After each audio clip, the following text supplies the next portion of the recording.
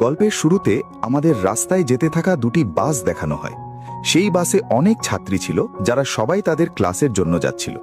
তাদের মধ্যে একজনের নাম ছিল মিৎসুকো, যে দেখতে বেশ মিষ্টি ছিল। সে তার নোটবুকে কিছু লিখছিল।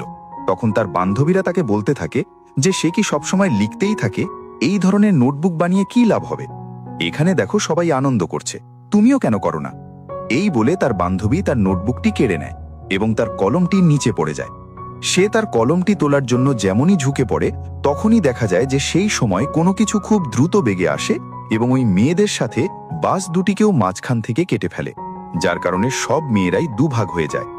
এর সাথে মিৎসুকো যেমনই ওপরে ওঠে, তখন সে এটি দেখে বেশ অবাক হয়ে যায় যে এটি কি হয়ে গেল। যেহেতু সে নিচে কলম নেওয়ার জন্য ঝুঁকেছিল, তাই সে বেঁচে যায়। এটি দেখে সে খুব বেশি ভয় পেয়ে যায় এবং বাস থেকে নেমে দৌড়াতে শুরু করে। এখানে আমাদের জানা যায় যে এই সবাইকে কাটতে থাকা জিনিসটি আর কিছুই নয়, বরং বাতাস ছিল, যা সবাইকে কেটে ফেলছিল। এই বাতাস এখন মিৎসুকোর পেছনেও পড়ে যায়। এটি দেখে মিৎসুকো চিৎকার করতে করতে বেশ দ্রুত দৌড়াতে শুরু করে। দৌড়ানোর সময় সে সামনে আরো 4 জন মেয়েকে দেখতে পায় এবং সে তাদের ঝুঁকে পড়ার জন্য বলে, কিন্তু ততক্ষণে অনেক দেরি হয়ে গিয়েছিল। সেই বাতাস তাদেরও মাঝখান থেকে কেটে দিয়ে চলে যায়। কিন্তু তাদের মধ্য থেকে মিৎসুকো একটি মেয়েকে বাঁচিয়ে নিয়েছিল। তখনই তাদের সাইকেল চালানো কিছু মেয়েকে দেখা যায়, যারা কোথাও যাচ্ছিল। তাদেরও সে বাঁচানোর চেষ্টা করে, কিন্তু বাতাস তাদের সাথেও তাই করে, যা এখন তার বন্ধুদের সাথে হয়েছে। এবং এই সময়ে ওই মেয়েটিও মারা যায়, যাকে মিৎসুকো ওই অদৃশ্য বাতাস থেকে বাঁচিয়েছিল। এখন সে এটি দেখে বেশ ভয় পেয়ে যায় এবং এদিক ওদিক দৌড়াতে শুরু করে। সামনে আমরা দেখি যে মিৎসুকো যখন একটি নদীর কাছে যায়, তখন সে অবাক হয়ে যায় যে ওই নদীতে আগে থেকেই অনেক মৃতদেহ পড়ে আছে, যাদের বাতাস অর্থাৎ ওই অদৃশ্য জিনিসটি কেটে ফেলেছিল। সেখান থেকে সে একটি মৃতদেহের জামাকাপড় নিয়ে পরিবর্তন করে নেয়। পরের দৃশ্যে আমরা দেখি যে মিৎসুকো হাঁটতে হাঁটতে একটি স্কুলে পৌঁছে গেছে, যেখানে আরও অনেক ছাত্রী ছিল। তাদের ইউনিফর্ম মিৎসুকোর ইউনিফর্ম থেকে বেশ আলাদা ছিল, অর্থাৎ সে তাদের স্কুলের ছাত্রী ছিল না। তখনই একটি মেয়ে মিৎসুকোর কাছে আসে এবং তাকে জিজ্ঞাসা করতে থাকে যে সে কেমন আছে। মেয়েটি তার বেস্ট ফ্রেন্ড ছিল, কিন্তু মিৎসুকো তাকে জিজ্ঞাসা করে যে তুমি কি সত্যিই আমার বেস্ট ফ্রেন্ড? কারণ তার সাথে কি ঘটছে সে তা কিছুই বুঝতে পারছিল না। সে বেশ বড়সড় একটি ট্রমায় বা সদমায় ছিল। এখান থেকে আমরা এটাও জানতে পারি যে মিৎসুকো এবং তার বেস্ট ফ্রেন্ড একে অপরকে খুব ভালোবাসত। তখনই সেখানে একটি জোরে হাওয়া বইতে শুরু করে এবং মিৎসুকো ভয়ে স্কুলের বিল্ডিংয়ের ভেতরে চলে যায়। তার বেস্ট ফ্রেন্ডও কিছুই বুঝতে পারছিল না যে কি হচ্ছে। সে মিৎসুকোকে জিজ্ঞাসা করতে থাকে যে তুমি এত বেশি কাঁপছো কেন এবং এত বেশি ভয় পাচ্ছ কেন, তোমার কি হয়েছে?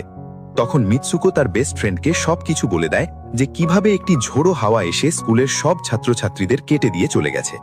এটি শুনে তার বন্ধু তাকে জানালার কাছে নিয়ে গিয়ে তার হাত বাইরে বের করে দিয়ে বলতে থাকে যে এই দেখো, এটি শুধুমাত্র হাওয়া, আর কিছুই নয়। তখন মিৎসুকোর মনে কিছুটা শান্তি ফেরে এবং তার মনে হতে থাকে যে হয়তো এটি একটি স্বপ্ন হতে পারে। এরপর মিৎসুকোর বেস্ট ফ্রেন্ড তার আরও 2 বন্ধুকে সাথে নিয়ে ক্লাস বা স্কুল কামাই করার একটি পরিকল্পনা করে। যখনই এই 4 জন ক্লাসের বাইরে যাওয়ার জন্য বের হতে থাকে, তখনই তাদের টিচার সেখানে চলে আসে এবং তাদের দেখে ফেলে। কিন্তু তারা 4 জন সেখান থেকে পালিয়ে যায়। তারা দৌড়াতে দৌড়াতে একটি লেক বা ঝিলের কাছে পৌঁছায়। সেখানে মিৎসুকোর বেস্ট ফ্রেন্ড তার বাকি 2 বন্ধুকেও মিৎসুকোর দেখা সেই স্বপ্নের কথা বলে। তখনই তাদের মধ্যে এক বন্ধু বলে যে হতে পারে এটি সত্যি, যেমন একটি মিরর ওয়ার্ল্ড বা আয়নার জগৎ আছে, যেখানে আমাদের জগতের সব কিছু ঠিক উল্টো হয়। এটি বলে সে লেকে একটি পাথর ছুঁড়ে মারে এবং বলে যে দেখো, এখানে তো আমি পাথর ছুঁড়লাম, কিন্তু হতে পারে অন্য জগতে আমি হয়তো এমনটি করিনি। তখনই হঠাৎ করে লেক থেকে একটি কুমির বেরিয়ে আসে এবং তাদের মধ্যে এক বন্ধুকে খেয়ে ফেলে। তখন সেই বন্ধুটি আবার বলতে থাকে যে দেখো, আমি বলেছিলাম না, যা এই জগতে ঘটে তা ওই জগতে একদমই হয় না, আর যা ওই জগতে হচ্ছে তা এই জগতে হতে পারে না। তাই হয়তো ওকে ওই জগতেই কুমিরে খেয়েছে, আর এখানে দেখো ও একদম সুরক্ষিত আছে। সেই লেকের কাছেই একটি বেড রাখা ছিল। তারা 4 জন সেই বিছানার বালিশ নিয়ে খেলা করতে থাকে। তখনই আমরা দেখতে পাই যে দূর থেকে আরো 2 জন মেয়ে তাদের দেখছে। তাদের মধ্যে একজন মেয়ে কনের সাজে ছিল। আসলে তারা দুজনেই একে অপরকে বিয়ে করে নিয়েছিল। এরপর তাদের মধ্যে এক বন্ধু জানায় যে আমাদের এমন কিছু করতে হবে যা অন্য জগতে অসম্ভব, কারণ আমাদের ভাগ্য তো আগে থেকেই লেখা হয়ে গিয়েছে, কিন্তু আমরা চাইলেই তা বদলে দিতে পারি। এরপর সব মেয়েরা তাদের স্কুলে ফিরে আসে। লেকচার নেওয়ার জন্য ক্লাসে চলে যায় যে তখনই মিৎসুকো দেখে তার পাশে একটা বালিশ পড়ে আছে। এখন যেমনই সেই বালিশটাকে ওঠানোর জন্য নিচে ঝোঁকে, তখনই তার টিচার পুরো ক্লাসে গান দিয়ে ফায়ার করতে শুরু করে। এবং যেমনই মিৎসুকো ওই বালিশটাকে উঠিয়ে ওপরে দেখে তো তার ক্লাসের সকল মেয়েরা মারা গেছে এবং এখানে একবার আবারও সে বেঁচে যায়, যেমনটা আগেরবার তার স্বপ্নে বেঁচে গিয়েছিল। মিৎসুকোর টিচার তার কাছে এসে বলে যে তোমার সাহস কি করে হলো এই ক্লাসটাকে বন্ধ করার, তোমারও মরা নিশ্চিত। তখনই ওই সময় আরো দুটো মেয়ে চলে আসে এবং মিৎসুকোকে বাঁচিয়ে সেখান থেকে পালানোর চেষ্টা করে, কিন্তু অন্য একজন টিচার সেখানে এসে তাদের